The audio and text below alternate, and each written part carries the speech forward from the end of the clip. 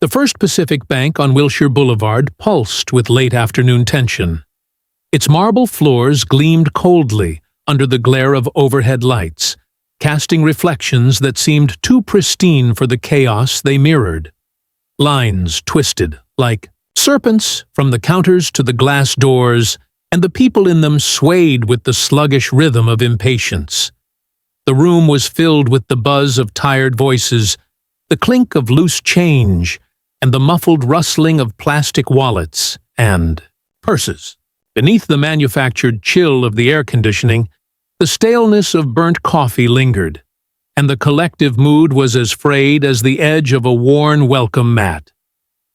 Behind one of the counters, Brittany Wallace sat, her nails clicking against the terminal keys with a staccato rhythm that announced her disinterest.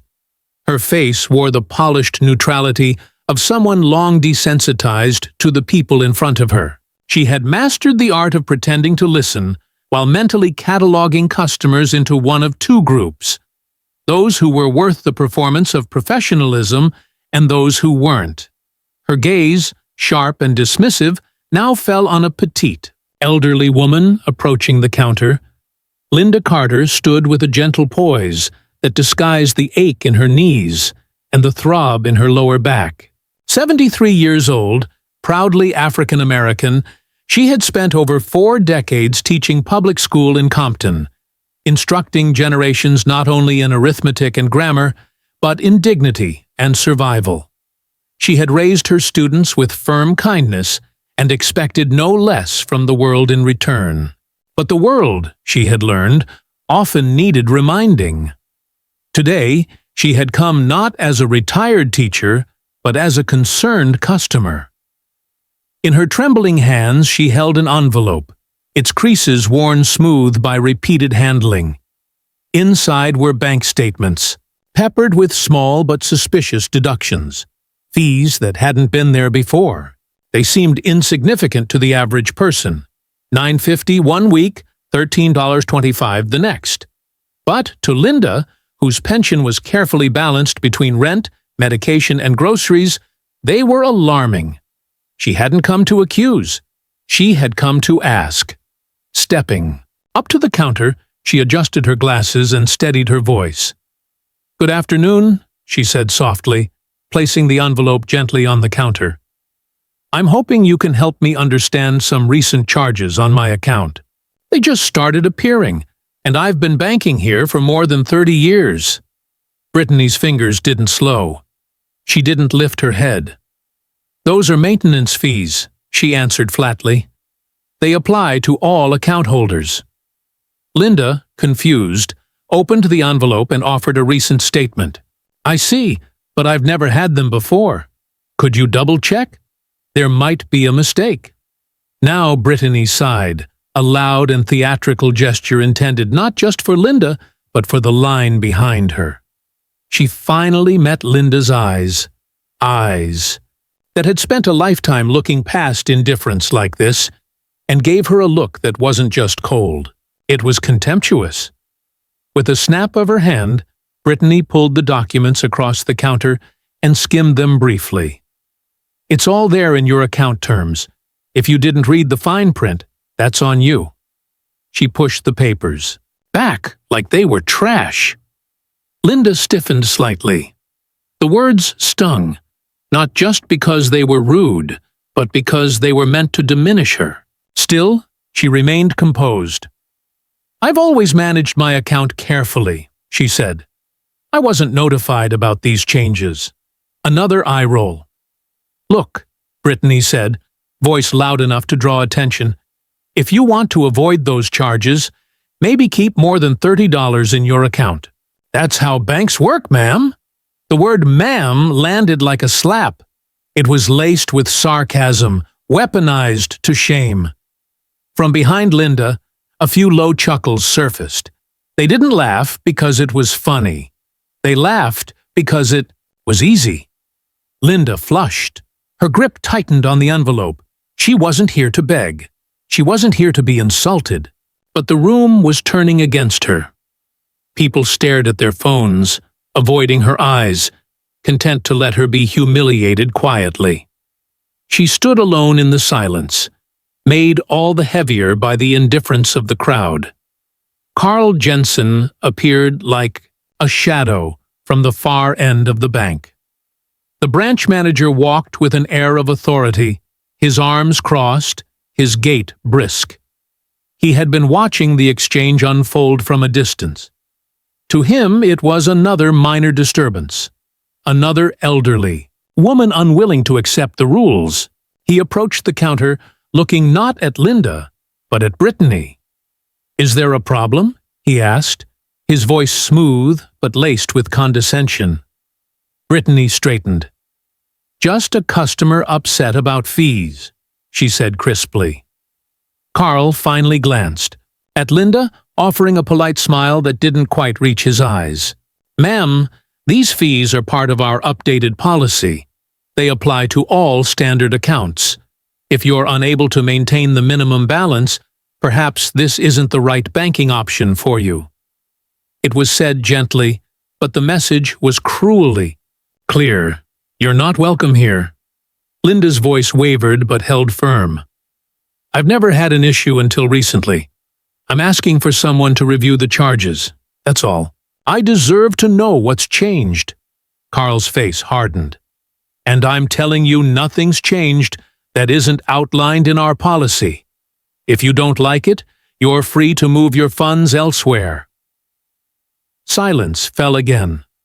The line behind her was now quietly watching. Linda could feel the judgment, the discomfort, the shame. Her shoulders sagged slightly, but she didn't move. She wasn't just fighting for clarity anymore. She was fighting to be treated like she mattered. Then came the voice that shattered the tension like glass. "Why are you treating her like that?" Everyone turned. Near the entrance stood a man in a dark suit, posture erect, eyes locked on Carl with calm intensity. It was Senator John Kennedy of Louisiana. The senator's presence shifted the energy of the room. Customers who had been glued to their phones suddenly stood straighter. Brittany looked up, her mouth slightly agape. Carl's arms dropped, and his expression faltered. Kennedy took a few measured steps forward. "Why are you speaking to her that way?" he asked again. His tone wasn't loud, but it carried the weight of moral authority. "Because, from where I stand, it looks like you're bullying a woman who's done nothing wrong." Carl blinked, momentarily unsure of how to respond. "Excuse me, sir, but this doesn't concern you." Kennedy raised an eyebrow. "It does now." He turned to Linda and gave her a reassuring nod. "Ma'am, would you mind showing me those papers?" Her hands trembled as she passed him the envelope. Kennedy took it with care, scanning the documents. He looked up at Carl. "These fees, they started showing up recently. And you didn't notify her?" "It's part of the terms," Carl replied quickly, now on the defensive. "The system adjusts automatically." Kennedy folded the papers and handed them back to Linda. "That's not an answer. That's a dodge." Then, louder, "Has anyone else seen new fees on their account in the past few months?" One hand went up, then another, then several. The room began to stir. Kennedy turned back to Carl. "This isn't isolated. This is systemic. And it's affecting people who, frankly, you think won't complain. Elderly, black, vulnerable." Carl flushed. "You're going to reverse these fees," Kennedy said, his voice calm but firm. "And not just for her, but for everyone who was unfairly charged." Carl's lips parted in protest, but Kennedy cut him off. "Do it." The command was quiet, but there was no mistaking its force. Carl Jensen's face flushed a deeper shade of red. His jaw clenched, eyes darting toward Brittany Wallace, who sat frozen behind her terminal. The keyboard in front of her blinked, silently, waiting for the next input. Kennedy's words had sent a tremor through the room.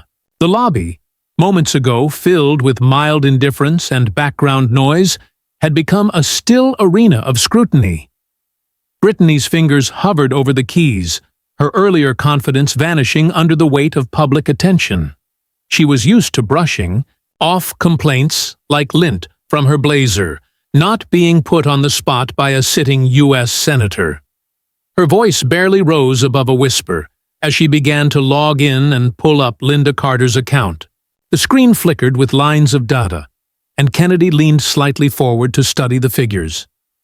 "What do you see?" he asked calmly. Brittany swallowed. "The charges. They began 2 months ago. A policy update flagged her account because of the balance." Kennedy tapped the counter with 2 fingers. "Let's talk about that policy. Was she informed? A letter? An email? A call?" Brittany shook her head slowly. "There's no record of notification."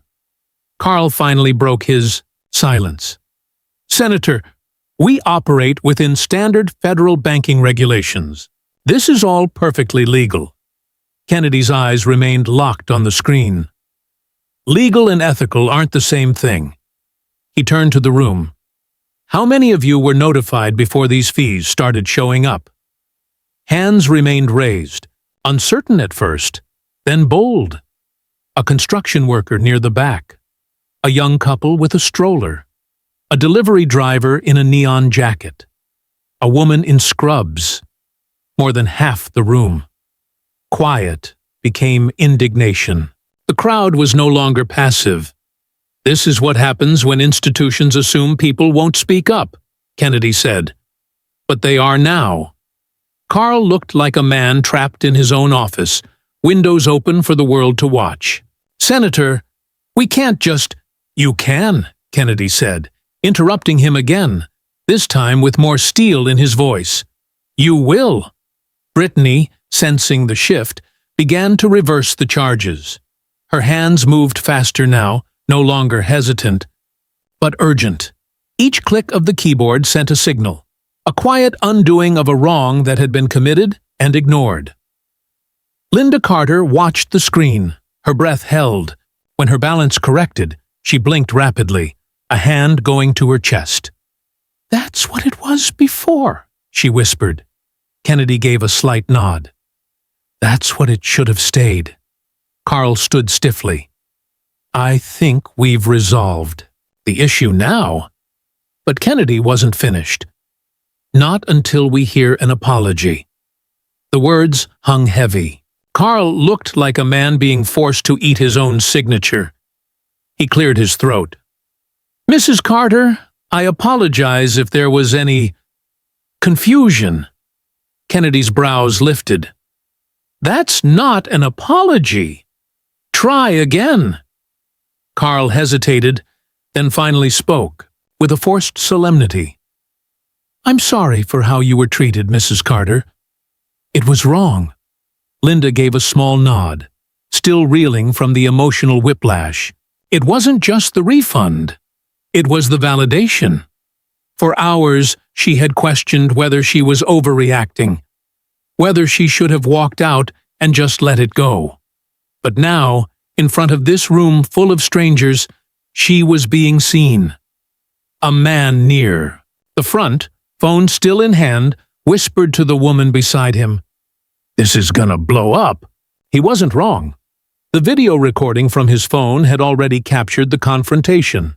Carl's face, Kennedy's words, Brittany's eye roll.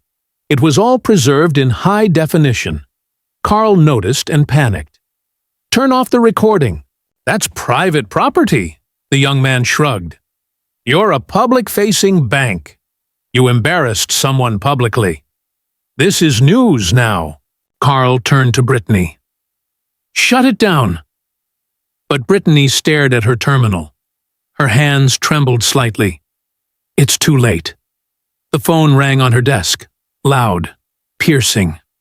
Caller ID lit up. First Pacific Corporate. She looked at Carl, who swiped the receiver with a jerk. "Carl Jensen," he said, voice cracking as he tried to sound composed. Whoever was on the other end didn't give him room to pretend.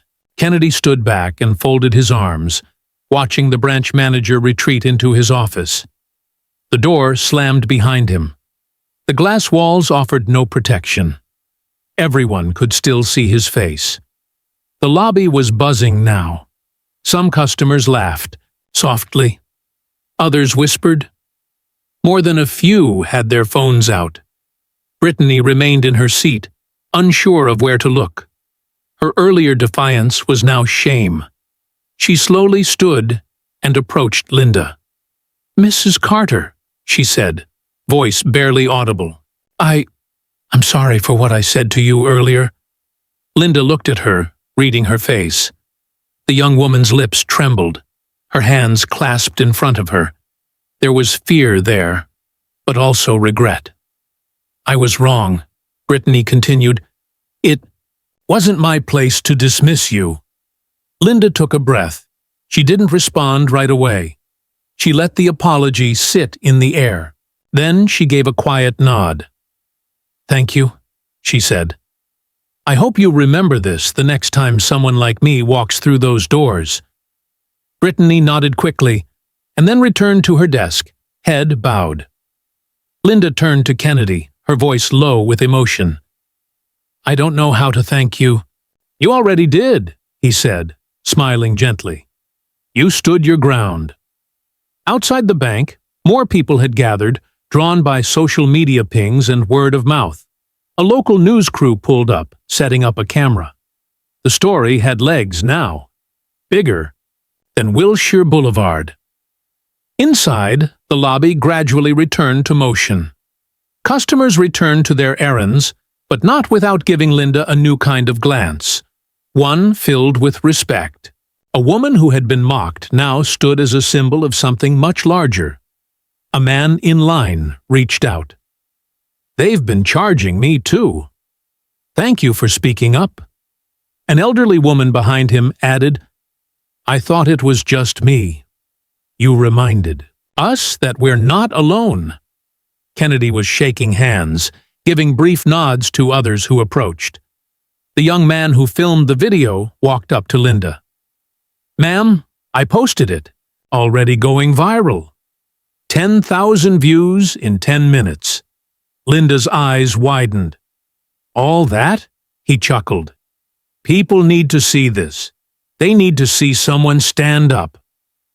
Just then, the bank manager's office door opened.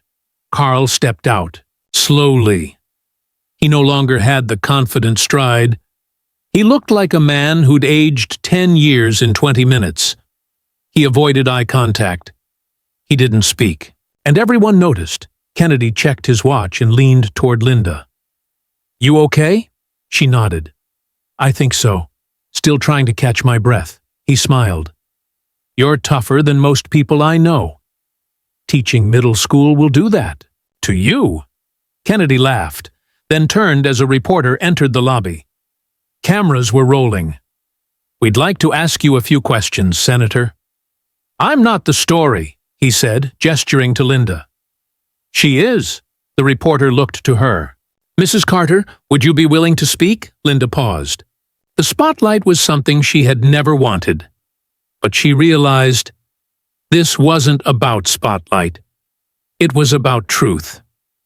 "Yes," she said, voice clear. "I will." The camera turned toward her, the microphone extended. "Can you tell us what happened?" She looked straight into the lens. "I came to ask about charges on my account. I was ignored, belittled, and mocked. Not just because of my question, but because of who I am. My age, my skin, my status. I was treated like I didn't matter." The room was silent. The camera kept rolling. But today, someone stood up. Someone said that wasn't okay. And now people are listening. Maybe next time the bank won't wait for a senator to intervene. The reporter nodded. "What do you hope comes from this?" Linda's eyes sparkled with conviction. "That we remember silence protects the powerful. But voices, especially united ones, can change everything." Kennedy smiled. The reporter lowered the mic. Outside, the video continued spreading. News headlines began to pick it up. Senator confronts bank over elderly customer's mistreatment. Caught on camera. Banking while black. Dignity restored. One receipt at a time. Inside her, something had changed. The pain hadn't vanished, but it had been transformed into something else. Strength. Visibility. Proof that she wasn't alone. That she never had been. The sun had dipped lower in the Los Angeles sky as Linda Carter finally stepped out of the First Pacific Bank's towering glass doors. The sidewalk outside was bustling with new energy. People paused mid-stride to glance at her, some offering nods of solidarity, others quietly mouthing, "Thank you." Her worn purse rested against her hip, but it felt lighter now, as if the weight she had carried into that bank had been lifted, if only slightly. John Kennedy walked beside her, his jacket folded over one arm, sleeves rolled to his elbows. They didn't speak at first. There was no need. The rhythm of their footsteps carried a quiet recognition of what had just unfolded. Linda, who had walked into that branch to dispute a small deduction, had unwittingly stepped into a national conversation. "Your phone's going to be busy," Kennedy finally said with a small smirk. "I don't even use it for more than calls and crossword puzzles," Linda replied dryly, which made him laugh. "But I guess that's about to change." Traffic rushed past, car horns and city sounds layered around them. They walked to a shaded bench not far from the building and sat, not as senator and constituent, but as two people who understood something about standing alone. Kennedy leaned forward, elbows resting on his knees. "That manager, he won't last long. Trust me." Linda tilted her head. "It's not just him. It's how easily it happened. If you hadn't walked in—" "But I did," he said gently. "And I'm glad I did. Because the way they treated you, it's not just wrong. It's routine.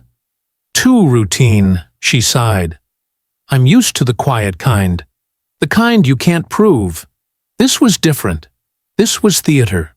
Kennedy nodded. "That's the word. They put on a show for everyone. Behind you. A warning. Stay quiet. Know your place." Linda looked out at the street, the way shadows stretched across the sidewalk. "I almost did. Stayed quiet." "But you didn't," he said. "And that's why they lost." Across the street, a group of students were exiting a tutoring center. One of the girls, no more than 15, spotted Linda and crossed quickly with her backpack bouncing. "Mrs. Carter?" the girl asked, eyes wide. Linda smiled, her voice soft. "Yes, sweetheart." "I saw the video," she said, breathless. "My mom showed me. I wanted to say thank you. What you did. It mattered." Linda reached out and took the girl's hand. "What you do matters too. You just remember that, okay?" The girl nodded, her eyes glistening, then turned and ran back across the street. Kennedy watched her go. "You taught, didn't you?" "For 43 years, Linda said. "Middle school. Some of them are parents now. A few are lawyers. One's a judge. I taught them how to use their voice." He looked at her with admiration. "Today, you used yours." She smiled faintly. "I guess I had to show them I still remember how." Back inside the bank, the fallout had begun. Carl Jensen sat slumped at his desk, the receiver from the corporate office still warm in his hand. His laptop screen blinked with escalating email notifications, internal alerts, media inquiries, staff memos, disciplinary warnings. The call had been brief and brutal. "Step away from the counter. Prepare a written statement. HR will reach out." There was no room for negotiation. He stared at his reflection in the darkened screen.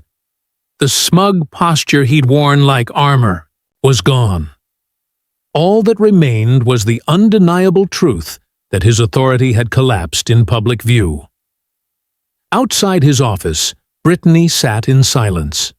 Her hands trembled slightly as she logged into a compliance portal she'd never used before. Her probation paperwork had arrived by email, pending an ethics review. She tried to focus, but Linda's face kept flashing through her mind. The calm, the pain, the moment her voice cracked when no one helped. Brittany couldn't shake it. The laughter, her eye roll. It all echoed now with shame. She hadn't just been rude. She had been cruel. At that same moment, Linda Carter's name was trending on nearly every social media platform. The video had surpassed 1 million views.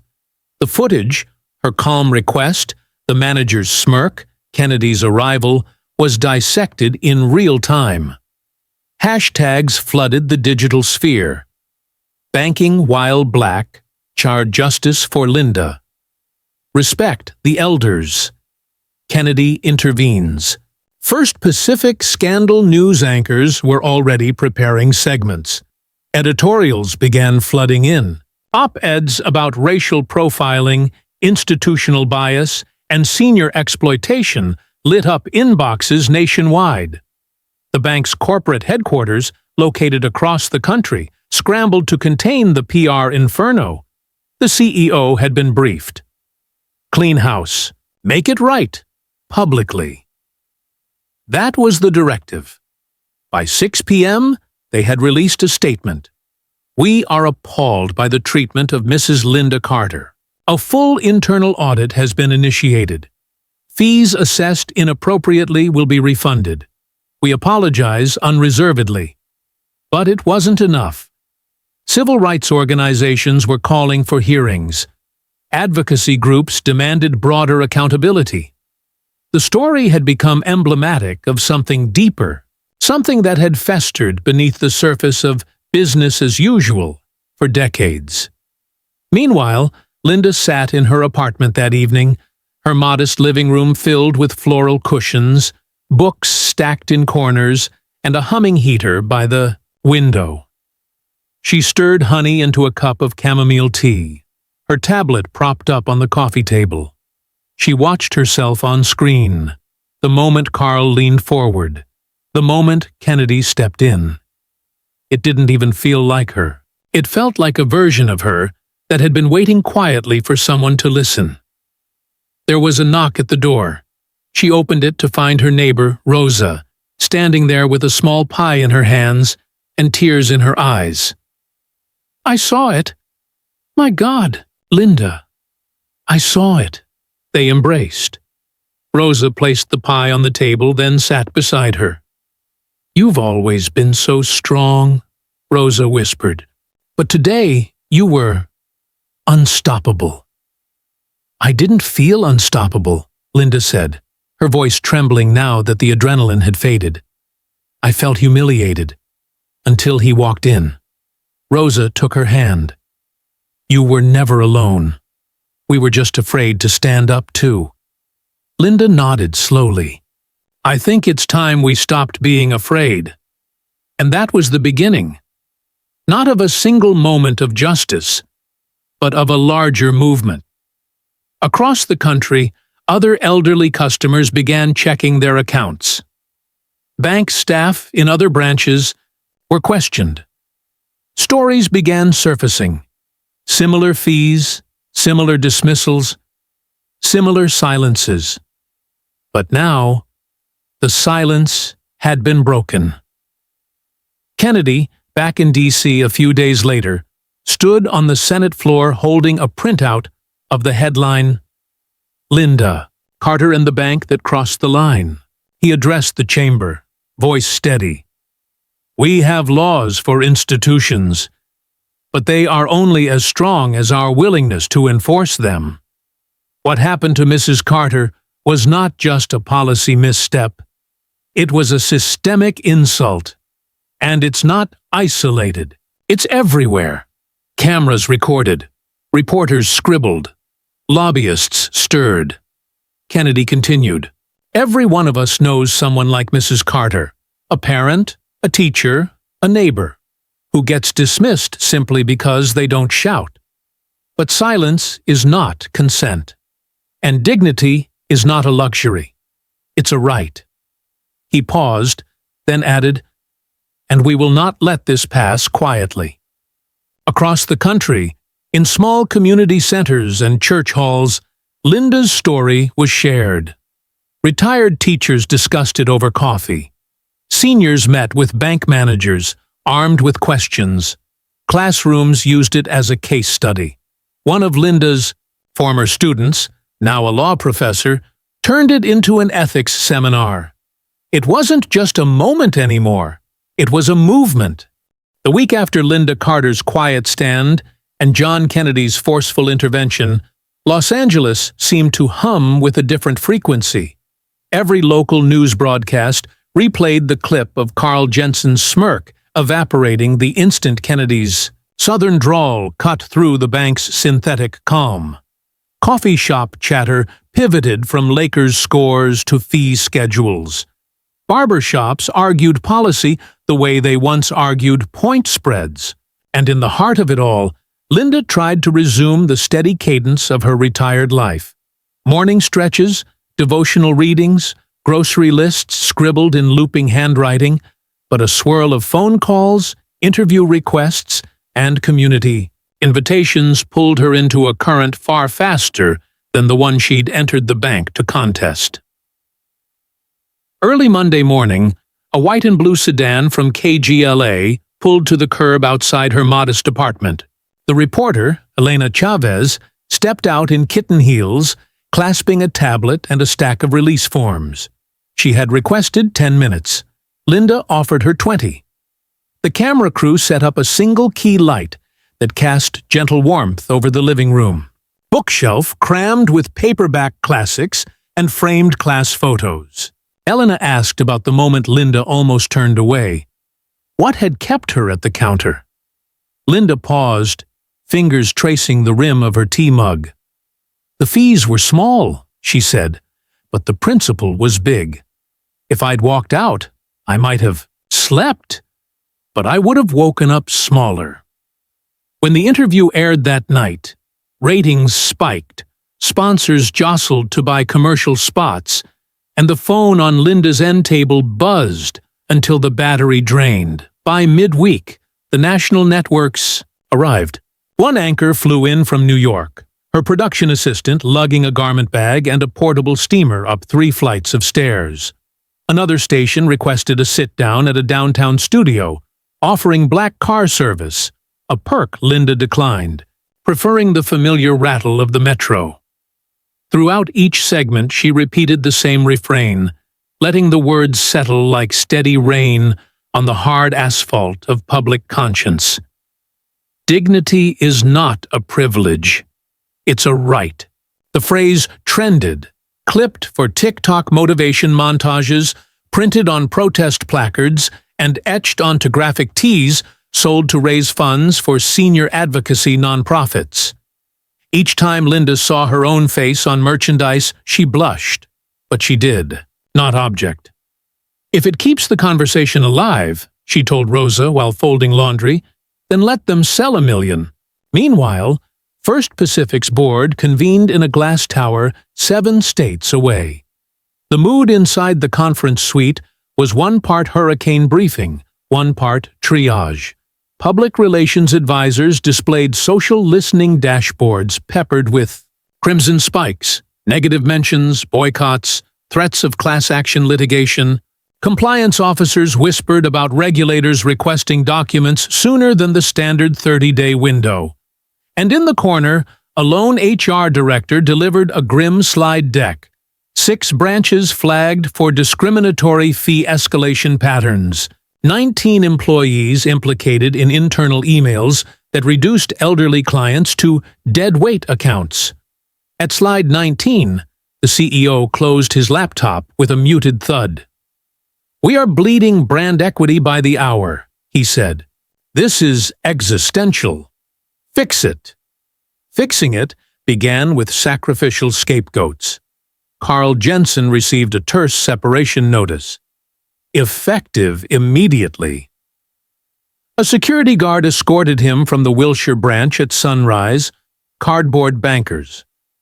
Box in his arms, the clear walls of the lobby reflecting every angle of his disgrace. Brittany Wallace was placed on indefinite unpaid leave, pending mandatory anti-bias training, and an evaluation by an ethics council chaired, ironically, by a retired black judge who had once been her high school principal. Corporate posted a new policy online. All fee changes required 6 months' notice by certified mail. They hired a civil rights auditing firm. They earmarked $10 million for restitution.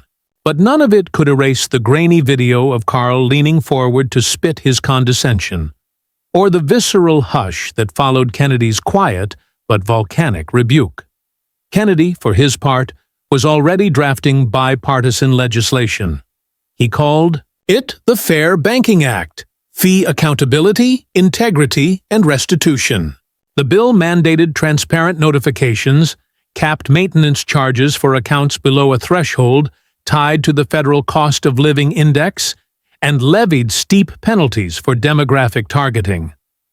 On the Senate floor, he spoke not of Linda Carter alone, but of a pattern etched in the ledgers of too many institutions as invisible ink that only the vulnerable can see. Reporters noted that even his ideological rivals listened without shuffling papers. By the time the speech ended, 7 co-sponsors, 3 Republicans, 4 Democrats, had signed on. In the swirl of policy and press, Brittany Wallace sat alone. At her kitchen table, laptop open, cursor blinking on a blank email addressed to Linda Carter. Day after day she typed and deleted. Typed and deleted. Shame was a heavy fog. It dulled her appetite, snagged her breath when she tried to sleep. She replayed her eye roll in dreams, saw it from every angle, an infinite loop of arrogance meeting sunlight. At last, after midnight on Thursday, she wrote, "Mrs. Carter, I don't deserve your time, but I hope you'll read this. I have replayed that day in my mind and in the mirror. The person you saw at the counter is not the woman I want to be. I am sorry, truly, painfully sorry. If you can picture a version of me who learns to treat every customer with the respect you fought for, then I promise I'll spend my career becoming her." She hovered over send, exhaled, and clicked. In the seconds that followed, she stared at her reflection in the dark monitor glass, searching for the banker she hoped Linda might one day trust. Linda read the email the next morning while stirring porridge on the stovetop. Her first instinct was dismissal. Apologies were as cheap as paper. But the sentences felt raw, unedited. She printed the note, folded it into her diary, and decided to let time temper her response. Late Friday, her landline rang. The caller ID displayed a Washington area code. Kennedy's legislative aide spoke briskly. Would Mrs. Carter be willing to testify at a Senate Banking Committee hearing? Travel expenses covered. Schedule flexible to her health needs. Linda pressed the receiver closer. "I am willing," she said. Her voice trembled, but not from fear. It quivered with the enormity of being asked. Preparation began at once. Volunteer attorneys helped her parse decades of statements, highlighting months where policy creep had siphoned pennies into rivers. A community college debate coach offered elocution tips. Linda listened, then laughed gently. "Child, I spent 43 years projecting over adolescence. My voice is steady." Still, she accepted advice on pacing and hydration. On a crisp Tuesday in early spring, the hearing room filled early. Rows of lawmakers, lobbyists, and press leaned forward as the gavel sounded. Kennedy, chairing, introduced Linda without flourish.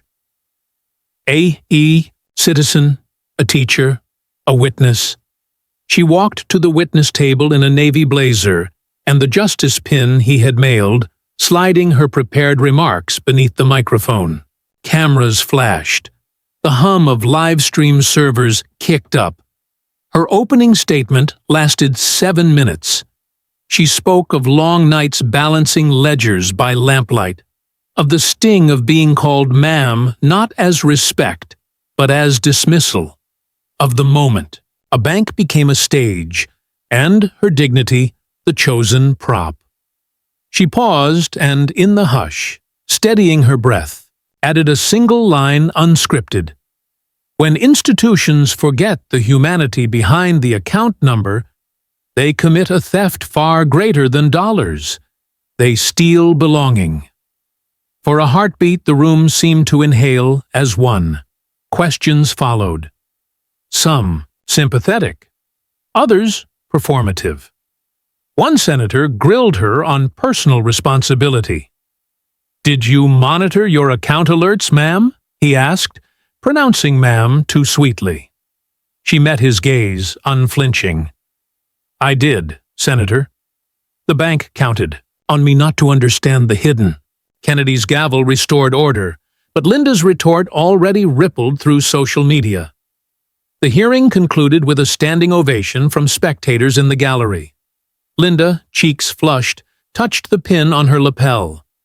The aides guided her to a side chamber where Kennedy waited. He thanked her, presenting a framed first draft of the Fair Banking Act. She traced the embossed seal and whispered, "For all of us." He answered, "Because of you." Months rolled by. The bill cleared committee, then the Senate. Then, surprising, pundits sailed through the House. The president signed it under bright cameras, citing Linda Carter by name. Banks nationwide began mailing disclosures, simplifying fee tables, installing Braille and large print kiosks. The Consumer Financial Protection Bureau launched a hotline for seniors. Juniors in civics classes wrote essays on how one voice disrupts inertia. Back in Los Angeles, Rosa organized a block party potluck the day restitution checks arrived. Folding tables lined the courtyard, covered with aluminum foil pans of baked chicken, arroz con frijoles, collard greens, and peach cobbler. A church choir sang Sam Cooke's "A Change Is Gonna Come," their harmonies floating into dusk. Linda sat in a lawn chair, greeting neighbors who flashed envelopes and gratitude. She spotted Brittany at the edge of the crowd, gripping a Tupperware of lemon bars, unsure whether to approach. Linda waved her over. Brittany's eyes brimmed. "I never thanked you for reading my email," she whispered. Linda squeezed her hand. "Redemption begins when apology meets action," she said. "So, bring me a lemon bar and tell me what you're doing differently." They talked until paper lanterns glowed overhead.